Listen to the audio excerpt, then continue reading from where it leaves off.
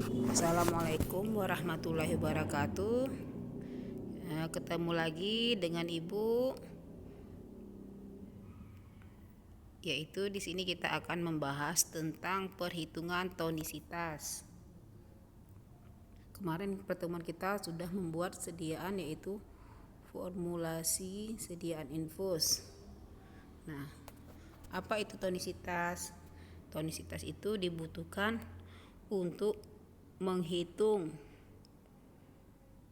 sediaan steril yang harus diketahui tonisitasnya, sehingga dapat kita ketahui pengisotonisnya, apakah nanti sediaan itu bisa isotonis atau tidak. Di sini ada beberapa metode perhitungan tonisitas, yaitu pertama dengan menggunakan metode ekivalensi NaCl, kemudian dengan penurunan titik beku, dan dengan metode L-isotonis. Oke, untuk mempersingkat waktu, kita akan menjelaskan satu persatu dari beberapa metode ini. Yaitu pertama metode ekivalensi NaCl. Definisinya sebagai suatu faktor yang dikonversikan terhadap sejumlah tertentu zat terlarut terhadap jumlah NaCl yang memberikan efek osmotik yang sama, atau ekivalensi natrium klorida memberikan jumlah natrium klorida yang menghasilkan tekanan osmotik yang sama seperti 1 gram bahan obat, dengan syarat bahwa baik natrium klorida maupun bahan obat berada larutan yang bervolume sama.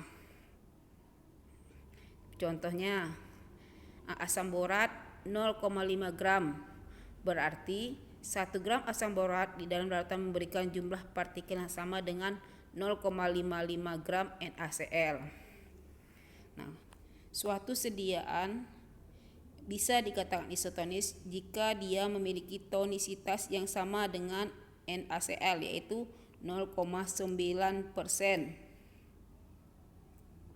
Nah, juga dalam sediaan farmasi, sediaan steril, tidak semua sediaan itu bisa dibuat menjadi isotonis. Kadang dia menjadi isotonis, hipotonis maupun hipertonis. Bagaimana biar dia menjadi isotonis? Metode-metode inilah yang kita gunakan untuk membuat larutan tersebut agar ataupun bisa menjadi isotonis.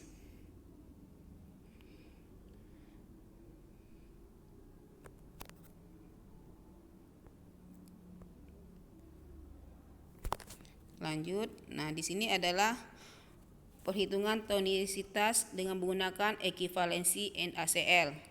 Rumusnya yaitu M dikali E, yaitu massa bahan obat dalam satuan gram dan larutan yang dibuat. Dan sedangkan E itu adalah ekivalensi dari natrium klorida. Ekivalensi ini udah ketetapan, yaitu udah ada di Farmakope Indonesia. Total tonisitas ini, perhitungan tonisitas ini tergantung dari jumlah zat yang digunakan. Ada 3 jenis zat yang digunakan, berarti 3 jenis pula perhitungan tonisitasnya atau ekivalensinya. Setiap zat memiliki ekivalensi sendiri-sendiri, jadi nanti tinggal digabungkan.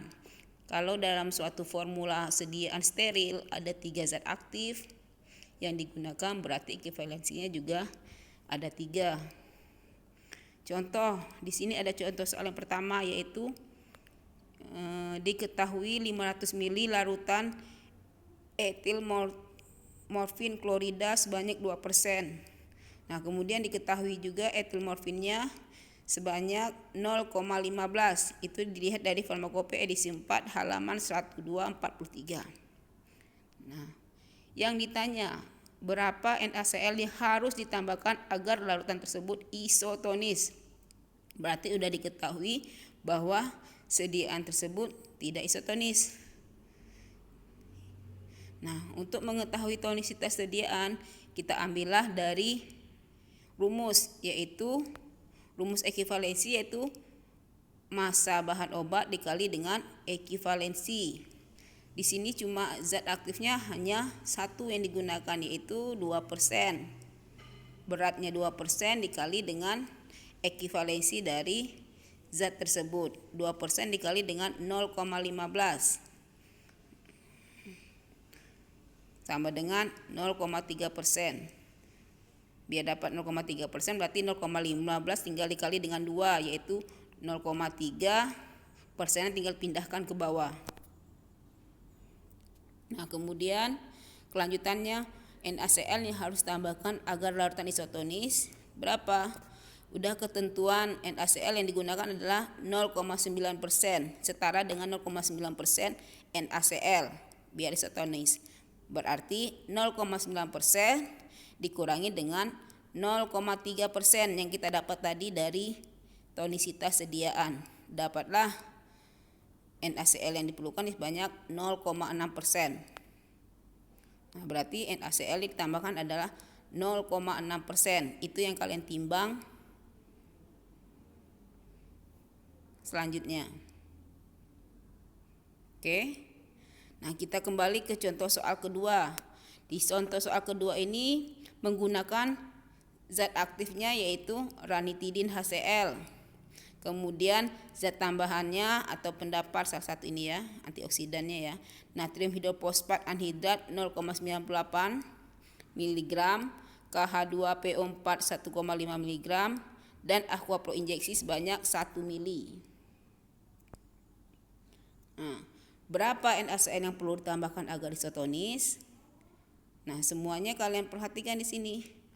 Di sini dia menggunakan zat aktifnya ranitidin 27,9 mg per mili. Berarti kalian rubah dulu menjadi bentuk sediaan persennya, yaitu satuannya yaitu kalau menjadi bentuk persen berarti dalam bentuk gram per mili. Ya, gram per mili. Persen bobot per volume. Nah, dari didapat berapa? Dalam 100 mili 2,79 gram per 100 mili. Paham ya? Bagaimana dia berubah wujud dari 27,9 mg per mili sama dengan 2,79 gram per 100 mili, yaitu 2,79%. Kemudian di sini juga ditambahkan bahan natrium hidrofosfat anhidrat, yaitu dia sebagai zat pendaparnya di sini. Nah, kita cari kesetaraan natrium hidrofosfat anhidrat sehingga dapat konsentrasinya. Biasanya natrium hidrofosfat itu kesetaraannya dengan natrium fosfat. Tadi dapat ya. Kita kembali lagi ke atas di sini. Nah, kalau ada NH2PO4 anhidrat, pasti dia akan bersama dengan KH2PO4 penyeimbangnya.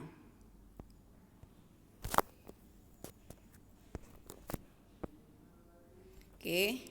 Nah, kita cari dulu rumus molekul relatif dari NaH2PO4, molekul relatif Na2HPO4 anhidrat. Yang satu dihidrat, yang kedua anhidrat.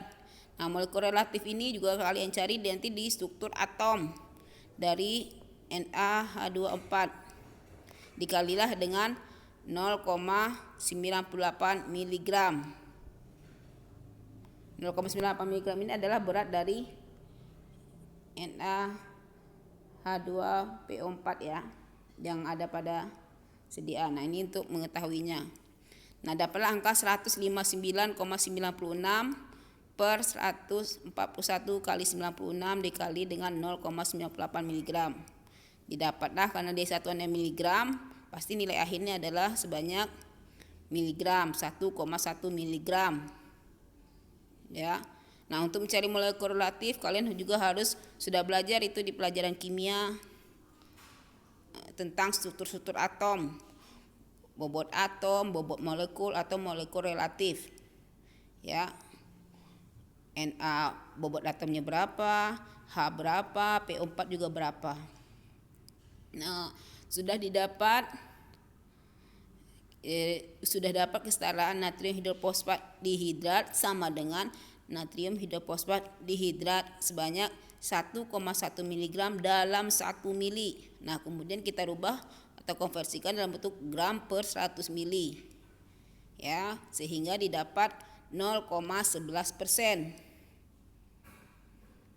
Kemudian kalium hidrofosfat 1,5 mg per mili juga dikonversikan menjadi 0,15 gram per 100 mili, sama dengan 0,15%.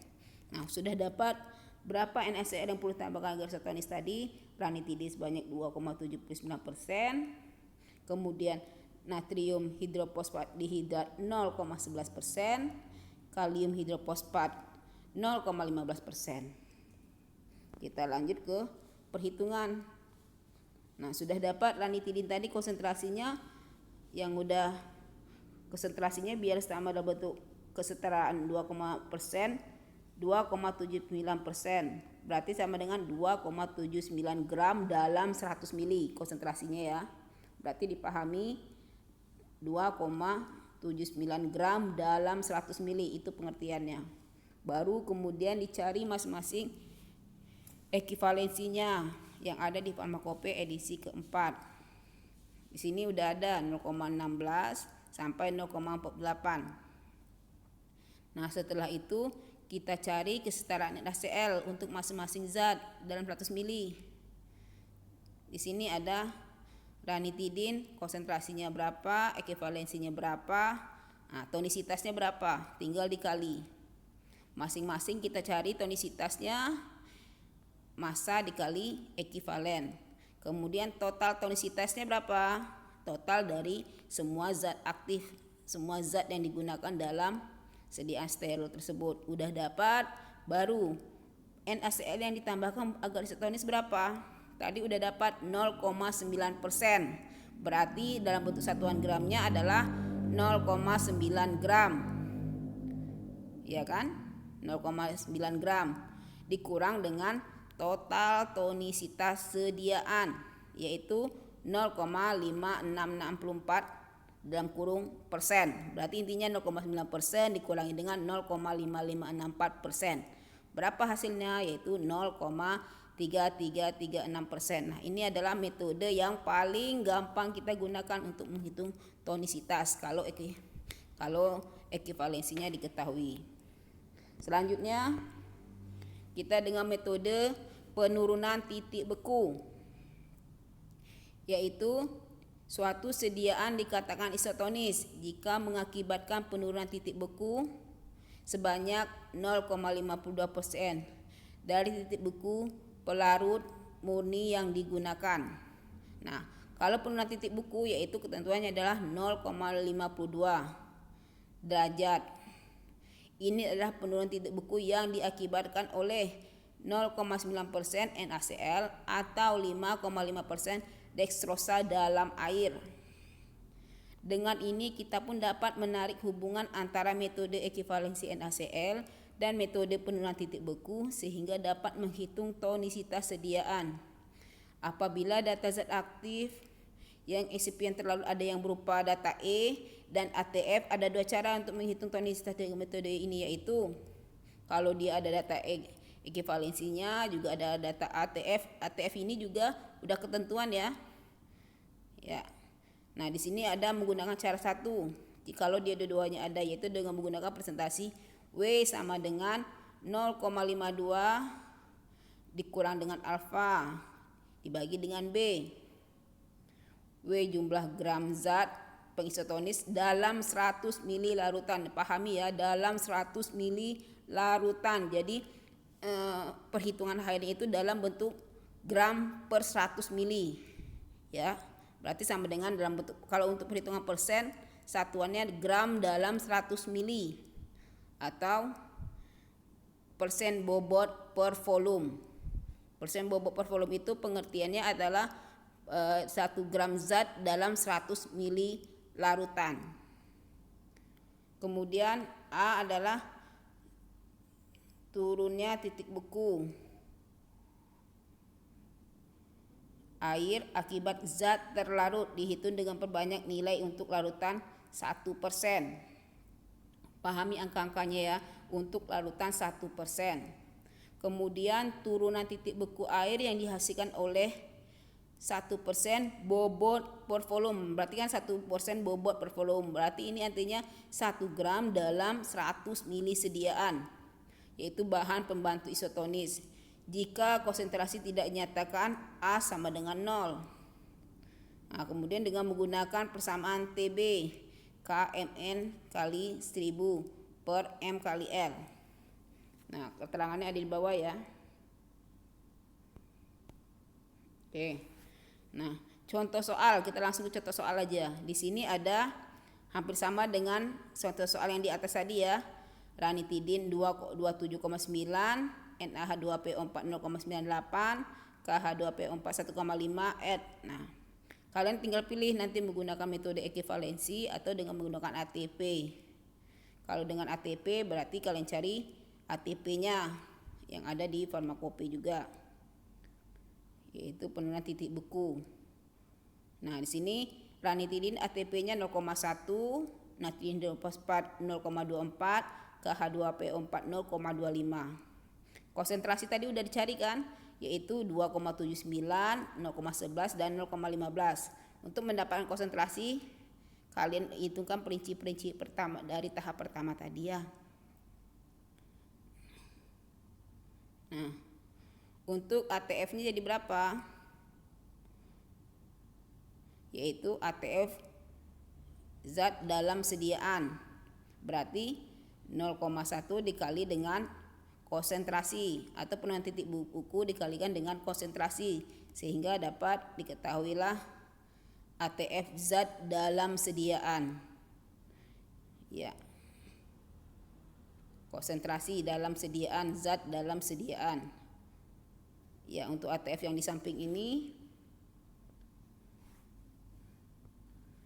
Ya, paham ya?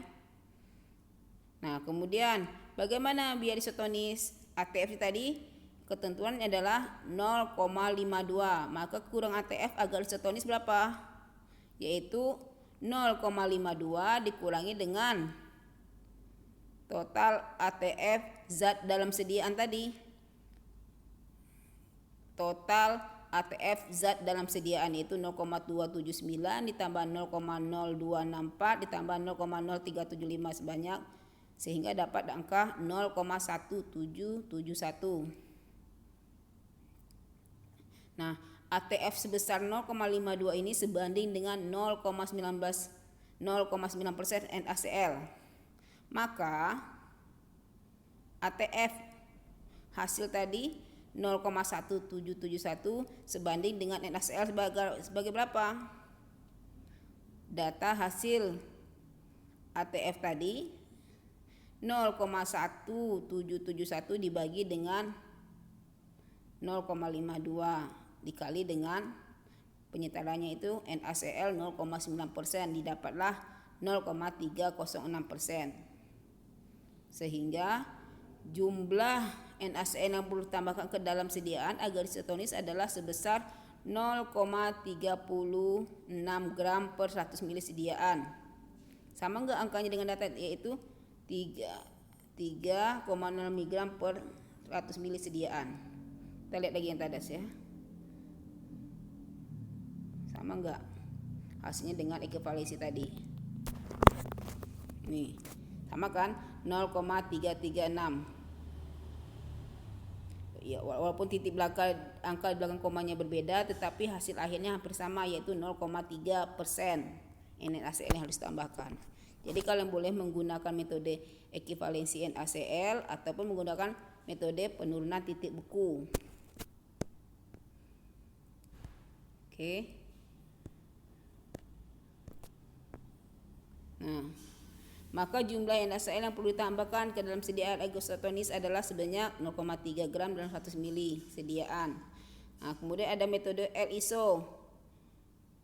Metode L-isotonis ini biasanya digunakan jika E dan ATF tidak diketahui, sehingga dapat dicari harga E atau ATF-nya langsung perhitungan tonisitas dapat dilakukan. Berarti L isotonis ini dicari bila alternatif pertama dan kedua tidak kalian dapatkan.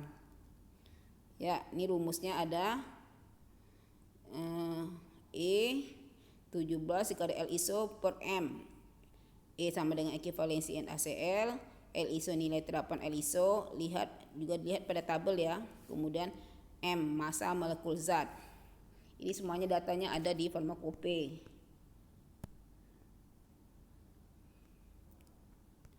Nah, di sini L iso, hubungan antara F dengan L iso. Kalau ekivalensi, mencari ekivalensi ada L iso. Kemudian kalau mencari E ekivalensi juga menggunakan rumus. Nah, contoh soal. Ini di sini dibuat infus yang mengandung KCl 2,98 gram per liter dan dekstroksa 42,9 gram per liter. Di sini W-nya udah dapat, N-nya berapa, BM. Nah, BM inilah untuk cari molekul relatif tadi ya. BM sama dengan molekul relatif. Nah, dapatlah M osmol.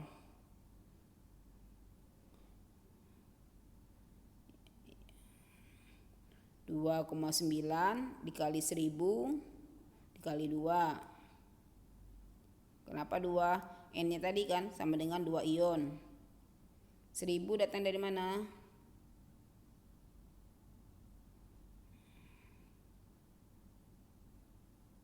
Ya, M osmolitis per 74,5. Kemudian osmolaritas sama 42,9 dikali 1000. Osmolaritas ya kali 1000. 1000 itu biar dapat satuannya dalam liter per 1000. Dapatlah S osmolitar total. Nah, hubungan antara osmolaritas dan tonisitas. Kalau dia di atas, osmolaritasnya di atas 350 osmol per liter, berarti dia bersifat hipertonis. Kalau doublenya dia rentang antara 329 sampai 350, dia sedikit hipertonis. Nah, kalau dia 270 sampai 328, dia disebut isotonis. 250 sampai 269 sedikit hipotonis. 0 sampai 249 yaitu hipotonis. Nah, di sini Ibu ingin kalian mencari apa perbedaan dari isotonis, hipotonis ataupun hipertonis. Apa yang membedakan? Apa kelemahan dari masing-masing istilah tonisitas tersebut? Itu Ibu suruh kalian kerjakan dalam bentuk PR ya. Jadi bisa membedakan yang mana lebih berbahaya. Apakah hipertonis, isotonis ataupun hipotonis? Yang mana menyebabkan berbahaya buat kita? Karena tidak semua sediaan steril itu dia harus isotonis. Bisa dia hipertonis, bisa hipotonis.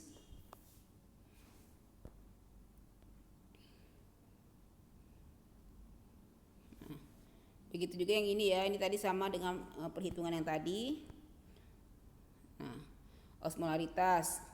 Nah, di sini udah ada rumus osmolaritas, yaitu bobot zat dikali 1000 dikali jumlah ion yang perhitungan tadi per bobot molekul. Bobot molekul itu kalian cari dari struktur atom dari bobot atom, sehingga dapatlah bobot molekul. Nah, kalau kalian udah belajar tentang kimia, cara mengetahui bobot molekul, ya otomatis kalian udah bisa perhitungan dengan menggunakan osmolaritas. Kemudian osmolaritas NaCl. Pertama osmolaritas manitol, osmolaritas NaCl. Nah, pahami dulu bobot molekulnya itu dari mana. Di sini dapatlah manitol bobot molekulnya yaitu 182,17.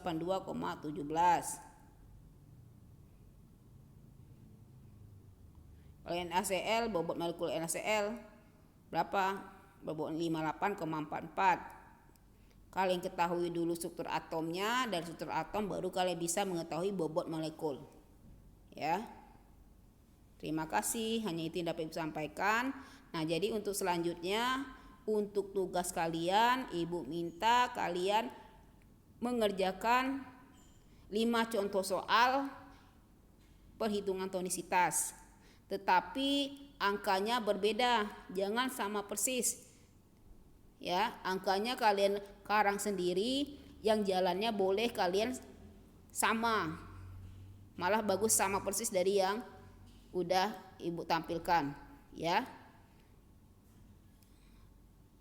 Ibu akhiri, wabillahi taufiq wal hidayah. Wassalamualaikum warahmatullahi wabarakatuh.